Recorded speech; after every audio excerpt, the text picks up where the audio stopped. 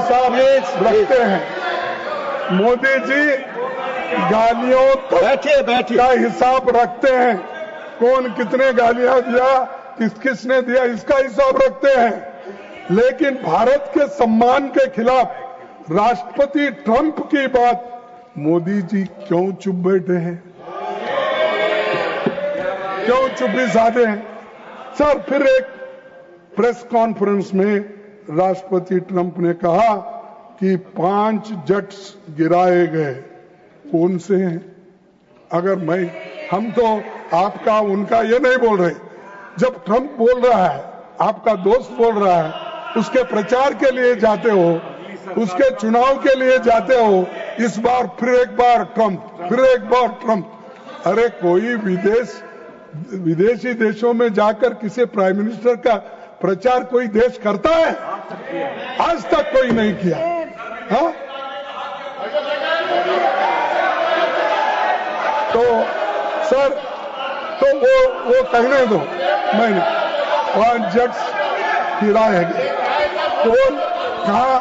हम ये नहीं पूछते इनके ये कौन से थे, क्या है, ये आप ही के हवालों आप इसको बता सकते हैं। मोदी जी से देश जानना चाहता है, वो साफ साफ कहे कि हमारा एक भी जेट नहीं गिरा, क्योंकि नहीं, ये तो अमेरिकन प्रेसिडेंट कहा, जो उनका दोस्त है, रोज कभी मिले तो गले लगा लेते हैं, हाथ मिला लेते हैं और सब बातें करते हैं। तो ये कोई बात छुपी हुई नहीं, वो करना चाहिए और देश को बताना चाहिए। और हमारे राजनाथ सिंह साहब वो झंझट में नहीं पड़ते और ज्यादा इसमें भी नहीं जाते, सच है बताते हैं। कम से कम ये सच्चाई तो हमको बताओ। सर, डिप्टी चेयरमैन जी प्रधानमंत्री जी से माननीय रक्षा मंत्री कुछ कहना चाहते हैं, चूंकि आपने नाम लिया है, he has right to speak. आपका नाम लिया है, इसलिए आपको अधिकार है बोलने का। आपका नाम लिया इन्होंने, इसलिए आप बोल सकते हैं। प्लीज आप बोले। आपने नाम लिया, इसलिए उनको बोलने का हस्तक्षेप का अधिकार है। प्लीज, आपने नाम लिया। माननीय रक्षा मंत्री। सभापति महोदय, कल हमारे विदेश मंत्री ने लोकसभा में ये पूरी तरह से स्पष्ट किया। I am not yielding sir. Sir, it's not question of yielding. आपने उनका नाम लिया, उनको बोलने का अधिकार है। प्लीज, आपकी बात रिकॉर्ड में जाएगी, आप बोले। अरे बाद में आप जवाब दो, अथवा बाद में जवाब दो। हुई थी तब से लेकर आज तक हमारे प्रधानमंत्री की कोई भी बात ट्रंप के साथ नहीं हुई है। यह बात हमारे विदेश मंत्री ने क्लैरिफाई कर दी है। हो गया। मैं समझता हूं कि इस क्लैरिफिकेशन के बाद फिर बोलने का कोई औचित्य नहीं है सर। और मैं फिर से इस बात को दोहराना चाहता हूं सर, किसी के दबाव में यह ऑपरेशन सिंदूर स्थगित नहीं किया गया है। अध्यक्ष महोदय, ऑपरेशन सिंदूर यदि स्थगित हुआ है तो पाकिस्तान के डीजीएम नहीं हुआ, वहां की पॉलिटिकल लीडरशिप के कहने पर वहां के डीजीएमओ ने रिक्वेस्ट किया है। नहीं, वो बात बाद में सफाई देगा। अरे तो समाप्त करिए, तब जाकर यह समाप्त नहीं हुआ है, यह स्थगित हुआ है। नड्डा साहब बचे हैं, होम मिनिस्टर बचे हैं, वो सब डिफेंड करते हैं। आप जरा नहीं है, खामोशी से सुनिए, प्लीज खामोशी से सुनिए। नड्डा बचे हैं जवाब देने के लिए और होम मिनिस्टर भी फिर आएंगे, अपना बात कहेंगे। छोड़ो उनके लिए कुछ। हम प्राइम मिनिस्टर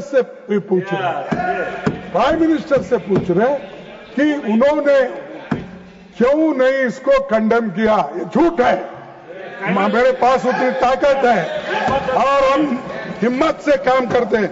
कोई थर्ड पार्टी को हम कभी एंटरटेन नहीं करते।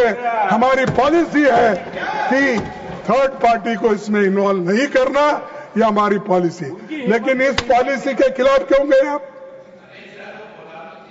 तो दोनों मिलके बात करके सुलझाने वाले, आपके दोनों ऑफिसर्स मिलके अगर सुलझाने वाले हैं, थर्ड पार्टी इसमें कोई नहीं है।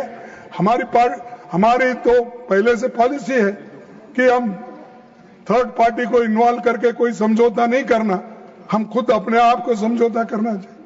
ये भी पॉलिसी के खिलाफ चलेगा। और सर, मैं अब सीधे सीधे 2-4 इसके प्रश्न पूछूंगा, उसका जवाब देंगे मुझे। मैं क्योंकि हमारा सवाल ज्यादा प्राइम मिनिस्टर से है। अब इन्होंने जो रिपोर्ट लाए वो डिफेंस मिनिस्ट्री का रिपोर्ट लाए, लेकिन हम चाहते हैं मोदी जी को क्या हुआ, इतना चर्चा हो रहा, यहां नहीं वहां नहीं, फिर कहां है, आकाश में बैठे क्या? सर, पहला, किन शर्तों पर, आप सुनिए, किन शर्तों पर ये सीज फायर हुआ और पाकिस्तान बैकफुट पर होने के बावजूद अपने इसे क्यों स्वीकार किया? सर, नंबर 2, क्या यूनाइटेड स्टेट्स ने इसमें इंटरफियर किया? अगर हां, तो किसके कहने पर और किन शर्तों पर आपने किया? तीसरा, क्या यूएस प्रेसिडेंट ने ये सीज फायर कराया जैसा वो बार बार दावा कर रहे हैं?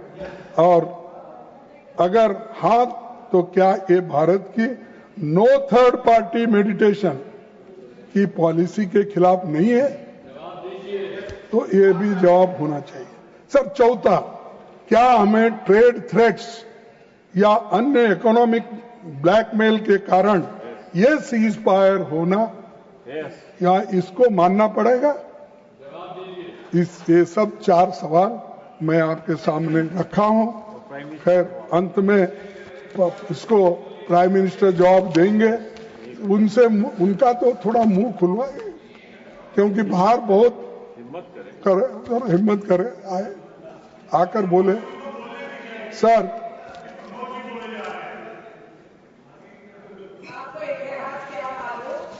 सर, अब फॉरेन मिनिस्टर तो चले गए, लेकिन मैं डिफेंस मिनिस्टर को सुनवाना पड़ता।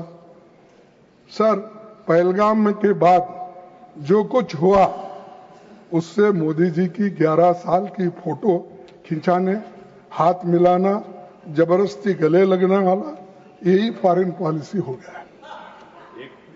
सच सामने आ गया, सिर्फ इवेंट बाजी से विदेश नीति नहीं चलती कि देश के लिए एक स्पेसिफिक विदेश नीति बनाना होगा और वो विदेश नीति के ऊपर हम सबको चलना होगा। अगर ये सब छोड़ के इसके साथ फोटो लिए, अगर वो दूर भी है तो ऊपर गिर के फोटो लेना, ये सब जरा अच्छा नहीं दिखता। और जिसको आप विश्वगुरु मानते हैं, जिसकी तारीफ इतनी हो रही, इंदिरा गांधी के साथ कभी कंपेयर करते हैं, नेहरू जी से करते हैं, अब फिर कल ट्रंप और उनकी तो दोस्ती है। खैर, मैं कुछ नहीं बोल सकता कि उन्होंने यहाँ तक अपनी बातें कर रहे हैं और वो भी खुश है। और जो उसी लिए तो हमारे जो चेयरमैन साहब थे, चले गए पाप बेचारे।